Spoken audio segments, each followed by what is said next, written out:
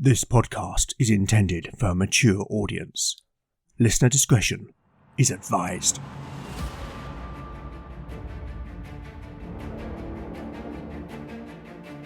Welcome back to Legend of the Bones. Following in the footsteps of giants, Legend of the Bones is a chimera. A mix of old-school tabletop RPG and dark fantasy storytelling.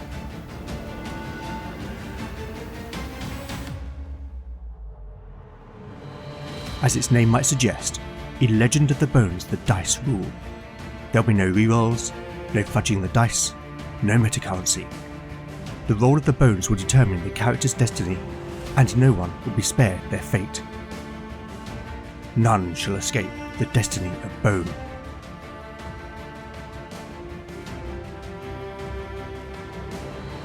Last time on Legend of the Bones.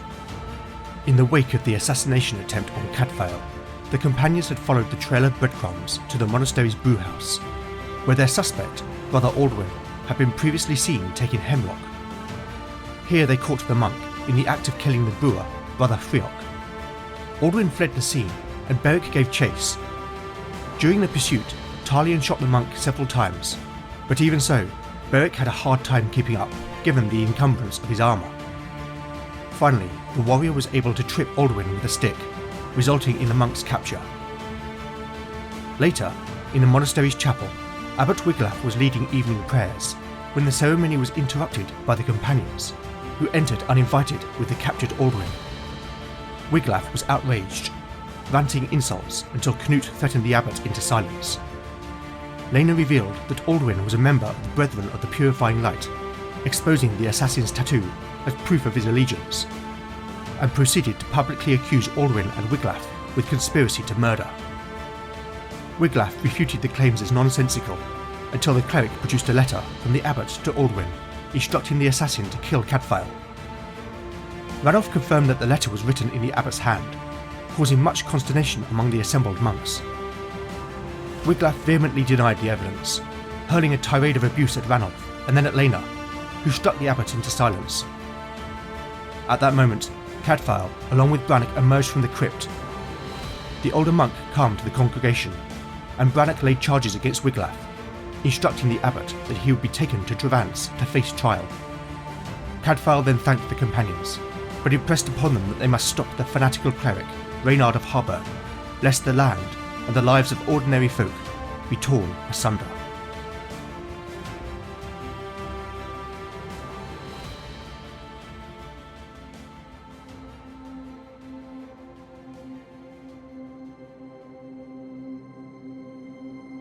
Chapter 40, Part 1, Day 39, Late Afternoon.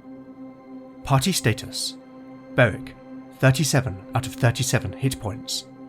Lena, 26 out of 26 hit points. Valen, 17 out of 17 hit points. Talion, 21 out of 21 hit points. Canute, 24 out of 24 hit points. Jenna, 12 out of 12 hit points. Spells available: Valen has memorized Push, Shield, Soothe, Revive, and Clairvoyance. Talion has memorized Poetic Prose, Resolve, and Pitch. Lena can pray for 2 first-level miracles and 2 second-level miracles. Jenna can pray for 1 first-level miracle. Beneath the veil of an overcast sky, the Uvadraka's bow cut through the green-grey water of the Bay of Sorrows, pushed ever forward by a warm southeasterly breeze. Having said their farewells to Brannock and Cadfael, the companions had left the Blessed Isle on the morning tide, heading northeast along the western coast of the Penglanau Peninsula.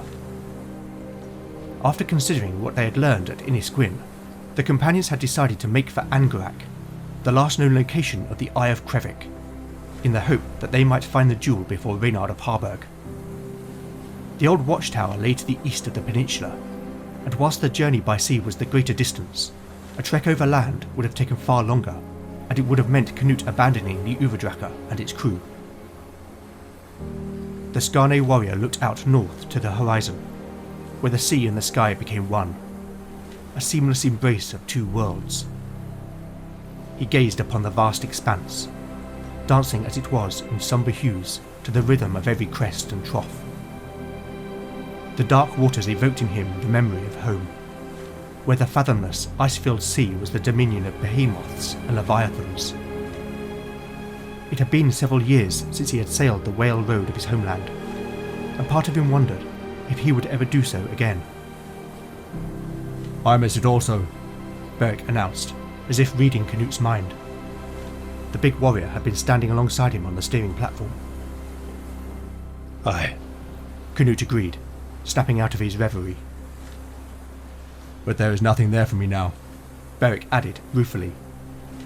"I suppose I miss what I had, not what I left." "Where was home?" "A village, in Wessex, a place called Arnfeld." "I have heard of it," Canute said, much to Beric's surprise. "You've heard of Arnfeld?" the big man asked incredulously. "Aye, from my father's cousin, Jarl Einar."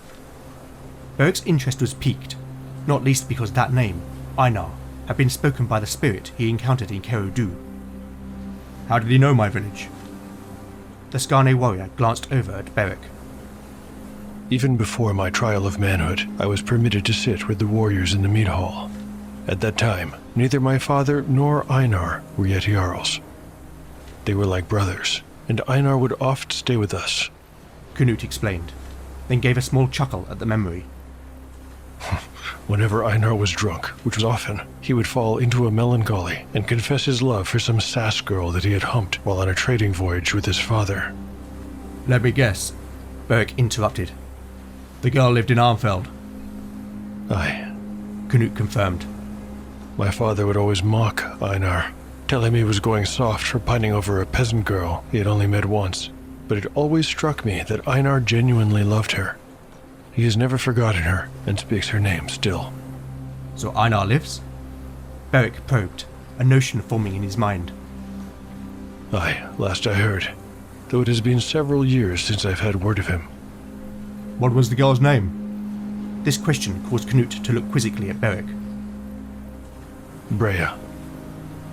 Beric half smiled, and Canute wondered what he was thinking. "She was my mother, though I knew her not. My aunt who raised me said that she had died when I was but a babe." Canute laughed and slapped Beric on the back. "Well, cousin," he stressed that word. "now we know why you fight like a Skarne." But Canute's joviality at this revelation was short-lived. His laughter died on his lips as they rounded the headland, exposing a small cove. There was a beach, and beyond a cluster of buildings, including what looks like a large church. Beric followed the Skarne's gaze. "What is that place?" "That," Canute replied, "is Enys, the place where my father died."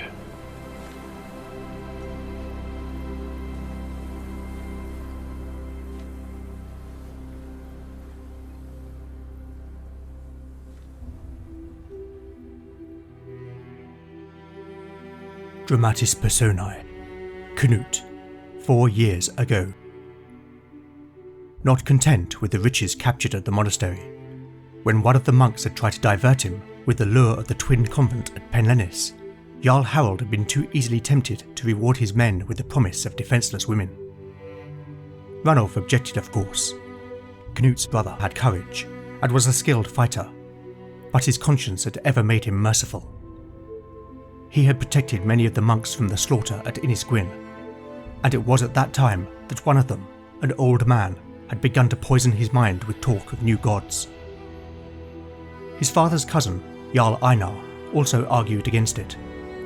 He had been content with the plunder from the monastery, and declared that he would return north before the local forces could muster a counter-attack. Canute also had no taste for preying on defenceless women, but he was bound by duty. He was, after all, the elder son, and so, with Ranulf reluctantly in tow, they had followed his father's ship, the Harafan, up the coast to Enys. The fine summer afternoon wore on as the two longships sailed north, and by the time they had reached the small cove leading up to the convent, evening was beginning to draw in. The Skarne raiders moved quickly inland, violating and killing as they went, their blood hot with the thought of plunder and slaves. But word had indeed found its way to the local ruler, Petrock, who, as ill fortune would have it, had been entertaining his neighbour and ally, a precocious young lord named Conwyn. Jarl Harald tarried too long at the convent, and as Einar predicted, the defenders came with vengeance in their hearts. They arrived with half a dozen vessels of their own, blocking the beach and cutting off the Skarne from their ships. With no way to retreat and heavily outnumbered, the Skarne stood little chance. Jarl Harald refused to surrender, but after many of his warriors had fallen to sword, axe and spear, Canute's father was disarmed and overpowered by an older warrior, who Canute would later come to know as Brannock. The two brothers, side by side, fought bravely, their shield wall unbroken. The bodies of many enemies lay hewn at their feet, their noses filled with a stench of blood and excrement. But seeing his father captured, and facing the ignominy of a death that would deny him access to the hall, Canute had issued a challenge to Lord Conwyn. He knew he had little to bargain with. His father's death was inevitable, so he offered a fight, man to man, to first blood. If he lost, the manner of his father's death would be in Conwyn's hands, and Canute would swear a life oath to be Conwyn's man. But should he win, then he would be the one to end his father's life in a manner befitting a Skarne, and in return, his oath would be to never again take up arms against Conwyn or his allies, and would instead heed the call to Conwyn's banner. And so the willows had been cut, and within the ring the two warlords met, as grim-faced warriors looked on. Steel beat against limewood as the two men sought to test each other's prowess, and it was clear to Canute that despite his youth, Conwyn was a skilled and disciplined fighter. But like the sea, battle was in the Northman's blood. He was a natural warrior, instinctive and cunning. Each blow was met with a counter, a dance of skill and strength, their movements fluid yet fierce. And as the duel wore on, the sun dipped lower still, casting a crimson hue upon the battlefield. Both men's brows were furrowed with determination, their muscles burning with the effort of each swing and block. But then, a feint from Canute caught Conwyn off guard, and before he could react, the tip of the Northman's blade grazed the young lord's arm, drawing forth a trickle of blood. The Skarne warriors erupted into cheers, their voices mingling with the moans of the dying. The two men drew back, panting from the exertion. "You fight well, my lord," Canute said breathlessly, the compliment genuine. "Not well enough, it would seem," Conwyn replied, a wry smile upon his lips, then added, "Take the oath. I shall keep my word, and once it is done, there shall be no more blood spilt this day." The young lord extended his sword. Canute came forward, and dropping to his knees, held the blade between his hands. He looked at Conwyn and spoke aloud. "I, Canute Haraldson, swear to never again take up arms against Lord Conwyn, his allies, and their lands. I shall answer his call and never seek to protect his interests, else I shall be known as Canute Oathbreaker, and my life shall be forfeit." Conwyn sheathed his sword and extended his hand to the Northman. Taking it, Canute got to his feet. "I accept your oath," he said solemnly. "Now, do as you must." With that, Conwyn nodded to one of his men, who presently brought Jarl Harald's sword. Canute took it from the man. He walked over to his father, who was kneeling in the mud, his hands tied. The warriors who guarded him backed away as the Northman came, and Harald got to his feet. Canute cut his bonds and handed his father his sword. "My son," Harald said, his voice thick, not with fear, but with pride. "you have become the man I always hoped you would be." "Father, Canute began to speak, but his words failed him as his eyes became wet. Harald smiled sympathetically. in a rare show of tenderness. Do not grieve. Because of your valor, I go with honor to Valhalla, where I shall feast and fight with our ancestors until the world's end. With that, he raised the point of Canute's sword and held it over his breast. Now, He said softly.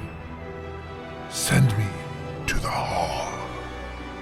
Tears rolled down Canute's cheeks, streaking through the blood and dirt, his face contorted with grief and anguish. Then staring into his eyes, Canute drove his blade into his father's heart.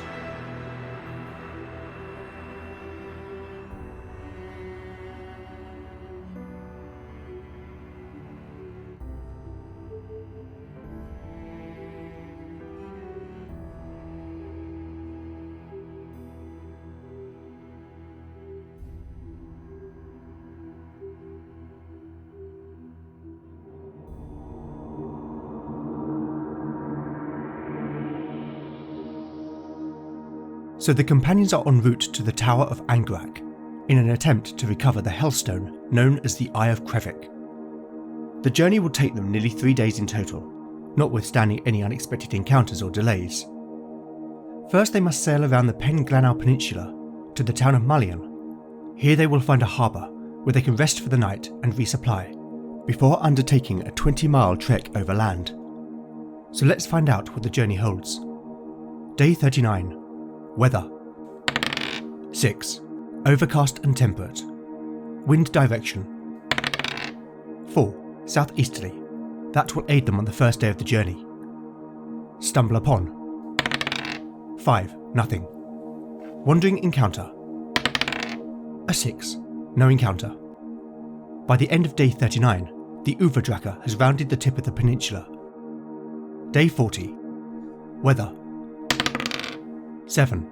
Overcast and temperate. Wind direction. 7. Westerly. That will neither hinder nor help. Stumble upon. An 11. Nothing. Wandering encounter. A 5. No encounter. The companions arrive at the small town of Mullion. Here they spend a night in a proper bed, after which they resupply, and Elena buys a warhammer and leather armour for Jenna. Including room and board for the crew of the Uvadraka, the companions spend a total of almost 17 gold. Whilst I'm here, way back in episode 26, Valen failed to identify a vial of pale yellow liquid found by Kier in Kerodu. Since then, the mage's leveled up, so I'm going to give him another chance to identify it. As with before, given that Valen has no access to a laboratory, I will apply a -2 penalty, meaning that he needs to roll a 15 or less. An 18, would you believe it? Well, Valen will have to wait till his next level up before he can try again. Day 41. The companions begin their trek overland to Angarak. Weather. 10. Warm and fine. Stumble upon. A 12. Nothing. Wandering encounter. 5. No encounter. Okay then.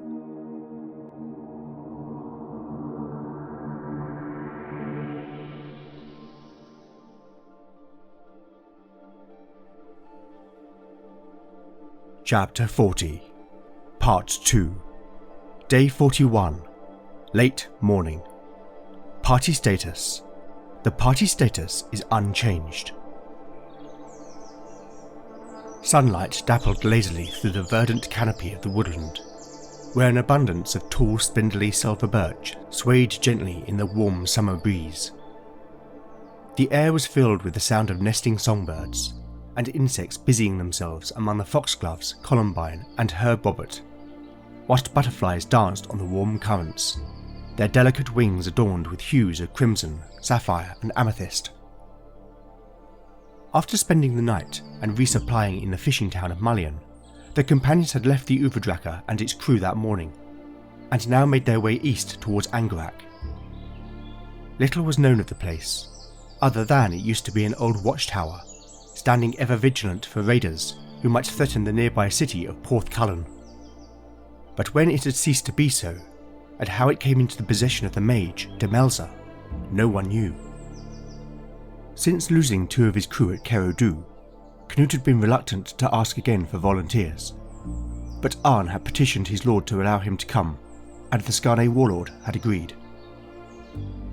Leaving Mullion, the land had risen sharply from the river valley in which the town sat, and after following the coastal path for some 7 or 8 miles, it changed course inland and through the woodland in which they now found themselves. It was here, despite their trials, that the companions could not help but feel a sense of solace in their surroundings.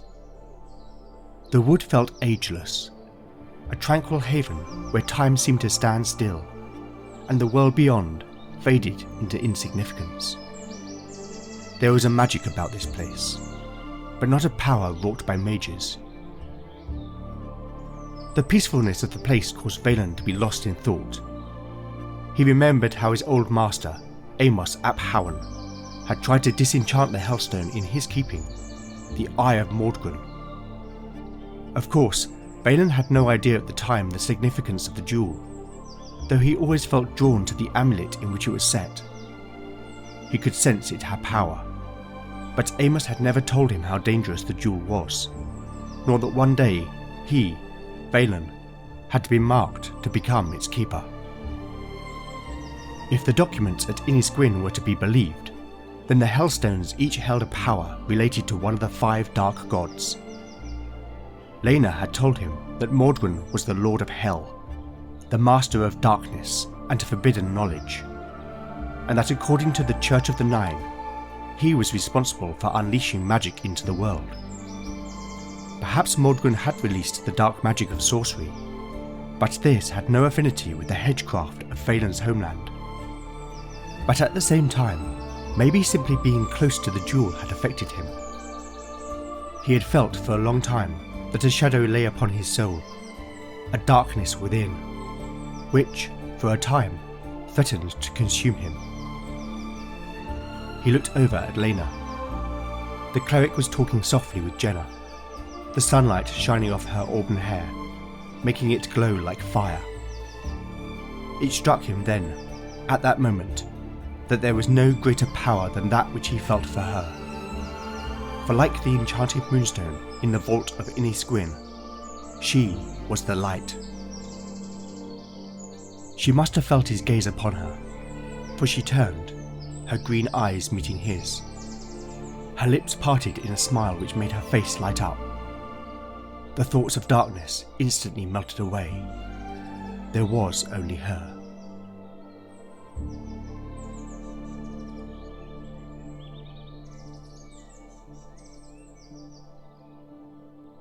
The day wore on, and after a few more miles, the path through the birchwood turned northwest, as the trail rose in a gentle incline.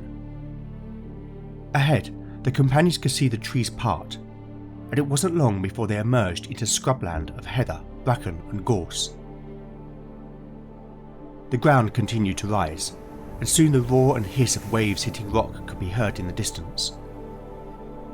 Reaching the crest, the vast expanse of the ocean came into view, the late afternoon sun sparkling on its surface. To the southeast, the city of Porthcullen could be faintly seen, whilst ahead the land swept at first down and then up again into a headland, jutting out into the sea. And there, perched atop the rugged promontory, a lone tower stood sentinel. Angarak.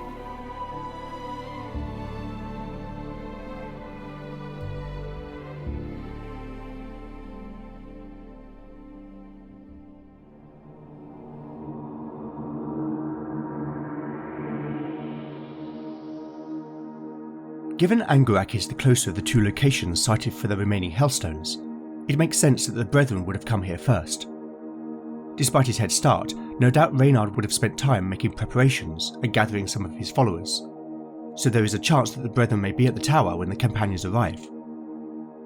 I'm going to ask the Oracle, are the Brethren at the tower? A 4. That's a yes but. I wonder, does that but mean that whilst the Brethren are here, that Reynard is not? A 5. That's a straight yes.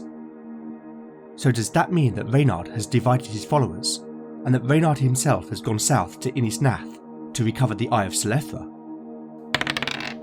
A 1. That's a no and. That and is definitive, and is good news for the companions. But why has Reynard neither come to Angarak himself, nor sought the Eye of Selethra? I must admit, those results have thrown me a bit. Oh, I have an idea. I've got a copy of the Mythic GM emulator here somewhere. Let me just grab it off my shelf. Okay, so whilst I'm not using its oracle, I could roll on the random event table to give me a prompt. For those of you not familiar with Mythic, I need to roll a percentile dice twice, once for the action and once for the subject. Let's give it a try. Action first. 06. Triumph. Now the subject. 68. Rumour. Triumph of Rumour. Oh okay, that gives me an idea. But needless to say, that whilst he has sent men to Angarak, Reynard's attention is temporarily diverted, and that could play to the companions' advantage.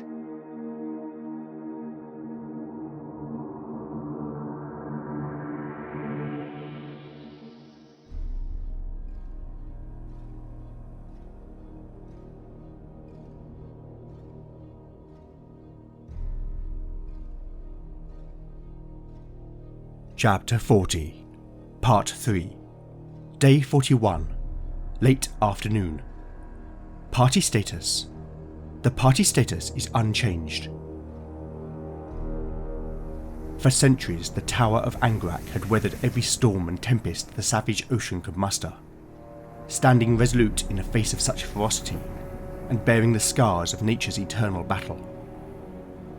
As they approached, it was clear to the companions that the tower was old, very old, and they could not help but marvel at its construction, rising as it did some 50 feet into the air, the late afternoon sun shimmering gold of its great granite blocks. A low adjoining building stood at the eastern side. It may have been a store, though its size would indicate some other use. They would find out soon enough. Looking up at the ancient fortification, the companions' attention was drawn to a pair of ravens circling above. The corvids cawed noisily, and evidently they had nested atop of the tower, as they soon dipped out of view. "That is surely an omen," Valen commented. "though it may not be ill. Ravens are the messengers of the dead."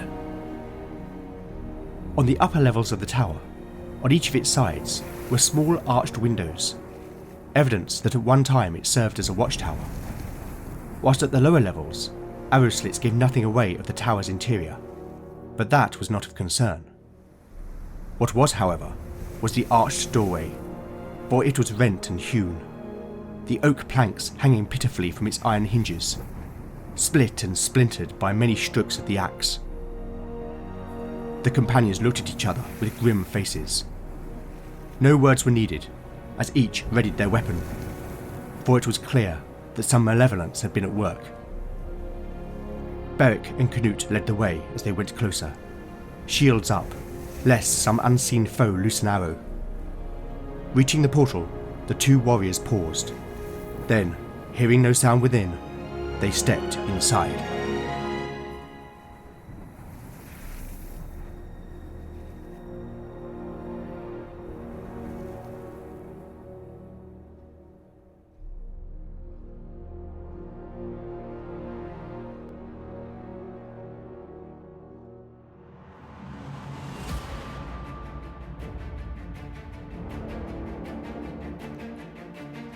Thank you for listening to Legend of the Bones. I hope you've enjoyed the show. If you like what you've heard, then please consider rating and reviewing the show in your podcatcher of choice. As always, where would I be without my amazing cast of voice talent? A newcomer to the show, playing Jarl Harald, is Cid Carbano. I need to give special thanks here, as Cid stepped up when the previous actor who voiced Harald was unable to complete the part. Cid, you did a sterling job, so thank you. Cid has recently released an official expansion to Jon's One Shot in the Dark Rules Ultralight RPG called One Shot in the Snow, which is available on DriveThruRPG. Returning in the role of Lord Enys Conwyn is Webster. Che is a community creator and the host of the brilliant Roleplay Rescue podcast, one of my must-listen shows. And finally, once again in the role of Canute, is Jon Cohen, creator of Tale of the Manticore. I'll put these wonderful folks' links in the show notes. You can also help by liking or reposting new episode announcements, or by recommending the show online or to a friend. You really can't beat the power of word of mouth. Alternatively, if you'd like to show your appreciation by buying me a metaphorical cup of tea, then I have a Ko-fi page at ko-fi.com/Legend of the Bones. Any donations will go towards the show's running costs. I'd also love to know what you think of the show, and I do respond to every message I receive. So with that in mind, you can contact me on X at LegendBones, Blue Sky at LegendBones, Mastodon at LegendBones at ttrpg-hangout.social, Instagram at LegendOfTheBones, email at legendofthebones@gmail.com, or go to legendofthebones.blogspot.com for show notes, house rules, character profiles, art, maps and more. Join me next time to find out what awaits our adventurers as the bones decide their fate. None shall escape the destiny of Bone.